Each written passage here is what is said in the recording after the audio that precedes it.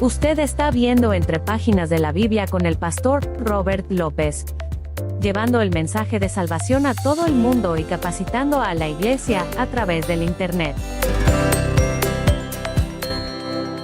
Saludos mis queridos hermanos y amigos, otra vez estamos aquí de regreso para continuar con esta serie después del rapto y hoy vamos a ver el capítulo número 8.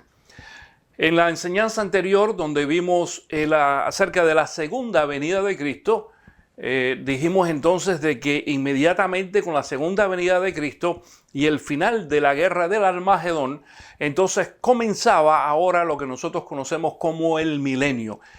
Yo creo, como muchos otros, de que el milenio son literalmente 1000 años reinando con Cristo Jesús. Hay muchos otros creyentes que no creen esto. Piensan de que el milenio es algo simbólico, otros que no va a existir, algo no va a pasar allí. O algunos creen también de que ya esto se está cumpliendo en estos momentos. Sin embargo, por las características que muestra la Biblia, creemos que otra vez es un tiempo que viene en el futuro, después de los 7 años de la tribulación, después de la segunda venida de Cristo. Entonces comienza lo que nosotros conocemos aquí como el milenio. Vamos primeramente a empezar diciendo lo siguiente.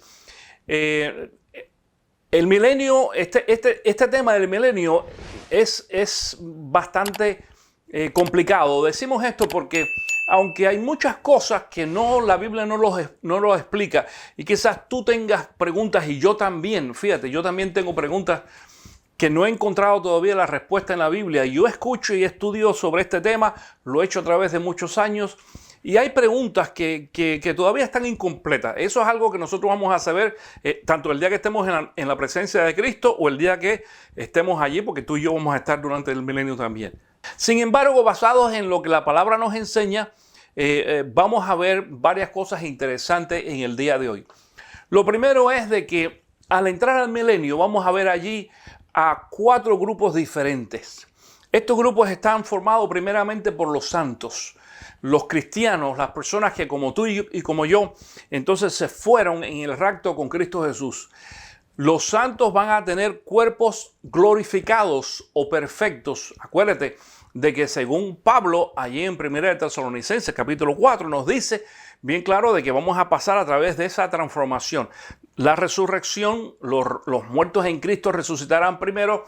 Ya ellos tienen cuerpos glorificados y tú y yo, si quedáramos aquí para la segunda venida de Cristo Jesús, es decir, para el día del arrebatamiento o el rapto de la iglesia, entonces nuestros cuerpos van a ser, dice, transformados, es decir, glorificados. Cuando estemos en la presencia de Dios, vamos entonces a llegar a nuestra glorificación. El segundo grupo son los 144,000 que aparecen al final de la tribulación. Acuérdate que todo esto son también judíos. Después entonces los nuevos creyentes de la gran tribulación, que son personas de todas las naciones, judíos y gentiles, de todos, allá hay de todas las razas y grupos étnicos van a estar mezclados con ellos allí. Aquellas personas no van a tener, algunos de ellos no van a tener cuerpos glorificados, van a tener cuerpos glorificados los que mueran durante la tribulación. Atención, durante la tribulación los que mueran van al cielo. La palabra dice entonces de que vi allí el alma de los que fueron decapitados, dice el texto bíblico. Entonces esos que murieron durante la tribulación y fueron al cielo sí van a tener cuerpos entonces glorificados y vendrán con nosotros también después en la segunda venida de Cristo. Eso lo vimos la semana pasada, es decir, la clase anterior.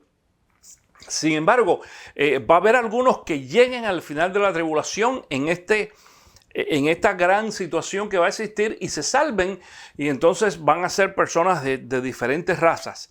Ellos no van a tener, esos que van a pasar de la tribulación al milenio sin morir, pero que sufrieron durante ese tiempo sin ser marcados, atención, entonces esos van a entrar con cuerpos naturales, no van a ser glorificados.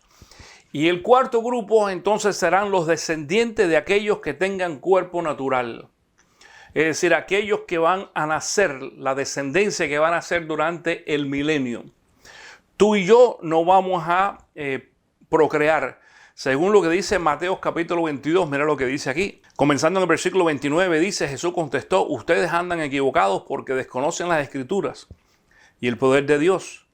En la resurrección las personas no se casarán ni serán dadas al casamiento, sino que serán como los ángeles que están en el cielo, dice aquí la palabra. Es decir, aquellos de nosotros que nos vayamos en el rapto de la iglesia con Cristo Jesús, entonces cuando regresemos y estemos en el milenio, no vamos a darnos a casamiento, es decir, no vamos a tener pareja, no vamos a tener sexo y no vamos tampoco a reproducir.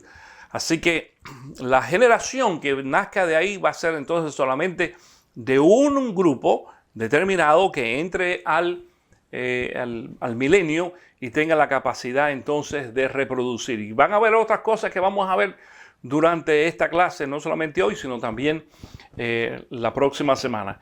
Apocalipsis 20, comenzando en el versículo número 1, es el que nos da a nosotros toda la información necesaria ahora acerca del milenio.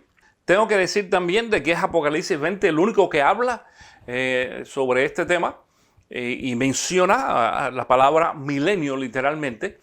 Y vamos a ver qué es lo que nos dice aquí. Otra vez, yo creo que esto es algo literal. Vi además a un ángel que bajaba del cielo con la llave del abismo y una gran cadena en la mano. Sujetó al dragón y aquella serpiente antigua que es el diablo y Satanás. Acuérdate de que en el capítulo anterior vimos de que tanto la bestia, es decir, el anticristo, como el falso profeta fueron echados al lago de azufre y fuego. ¿Okay?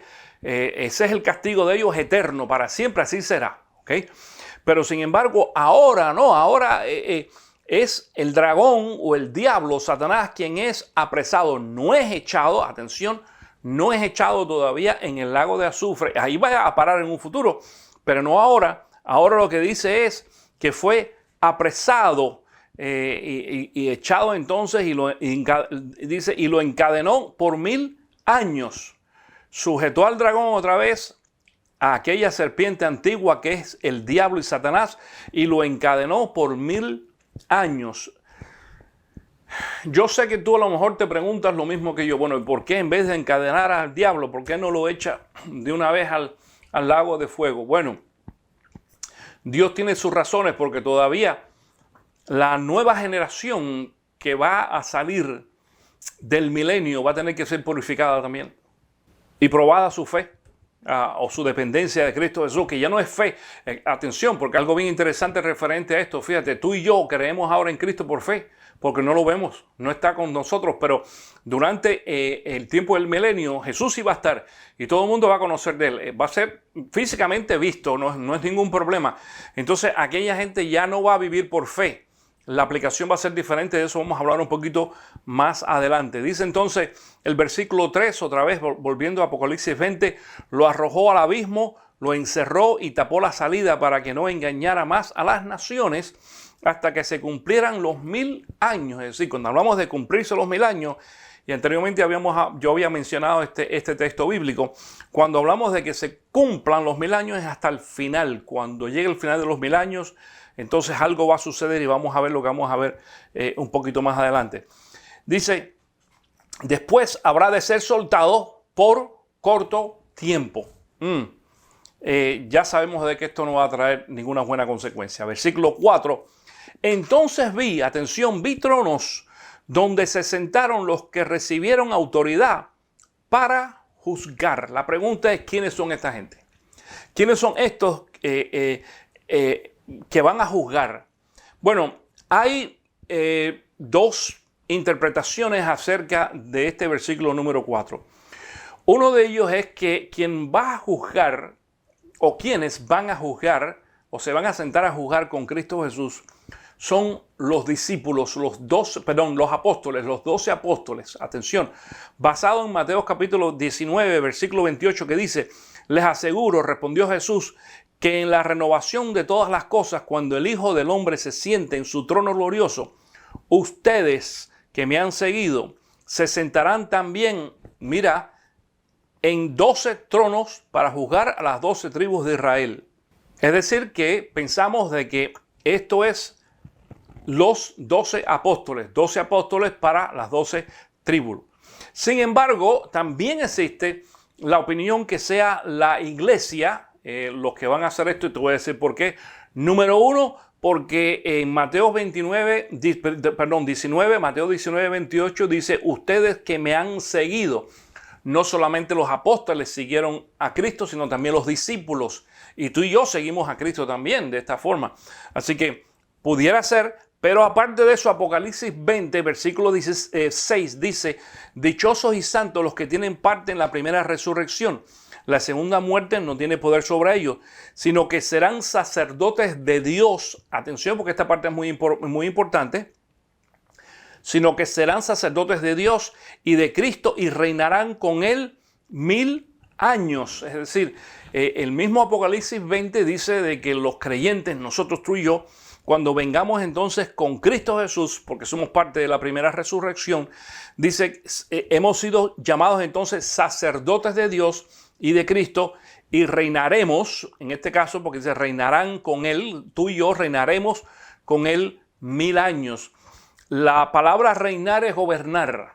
No quiere decir que seamos reyes necesariamente, pero sí gobernar. De hecho, hay un concepto que se comparte o se mueve a través de la enseñanza escatológica acerca del milenio, que como vimos en la semana pasada, en la clase anterior, de que Dios iba a acabar, Jesús a través de la palabra iba a acabar con toda la humanidad que quedara restante, que sean impíos. Entonces, ahora las naciones van a seguir. Y él dice que él va a gobernar a las naciones, decía, con cetro de hierro. Bueno, esas naciones van a tener que ser también administradas o gobernadas. Y hay un concepto o una interpretación que somos nosotros los cristianos los que venimos a gobernar algunas de esas naciones en nombre de Jesús para apoyar el ministerio de Jesús, el trabajo de Jesús o el reino de Jesús. Yo no estoy seguro que yo quisiera uno de esos trabajos porque eso es una tremendísima responsabilidad, pero bueno, si uno viene capacitado y Jesús te pone en una de esas posiciones, pudiera ser. Yo no estoy diciendo en este día, atención, estoy especulando, tratando de darle respuesta a muchas de esas preguntas que tú y yo tenemos, yo estoy seguro, acerca del milenio. Entonces, fíjate, hay 3 grupos de creyentes resucitados. En la Biblia se mencionan 3 grupos diferentes. Una es la iglesia, en 1 Tesalonicenses capítulo 4. La segunda son los creyentes de la gran tribulación, Apocalipsis 24. Y Israel, el pueblo de Israel, Daniel 12:2. Dice, habla acerca de los judíos que van a ser resucitados también. Sin embargo, solamente cuando se refiere a la iglesia, a los santos, dice, los llama reyes y sacerdotes que gobernarán y reinarán con el Señor. Es decir, tú y yo, los cristianos, somos los únicos que vamos entonces a reinar con el Señor durante ese tiempo. Así que vamos a Apocalipsis 20 otra vez, que es el centro de la enseñanza en el día de hoy. Dice, vi también, en el versículo 4, dice, vi también las almas de los que habían sido decapitados por causa del testimonio de Jesús y por la palabra de Dios. No habían adorado a la bestia ni a su imagen, tampoco se habían dejado poner su marca en la frente ni en la mano. Volvieron a vivir y reinaron con Cristo 1000 años. Esta es la primera resurrección. Los demás muertos no volvieron a vivir hasta que se cumplieron los 1000 años. De esto vamos a hablar un poquito más adelante, ¿ok?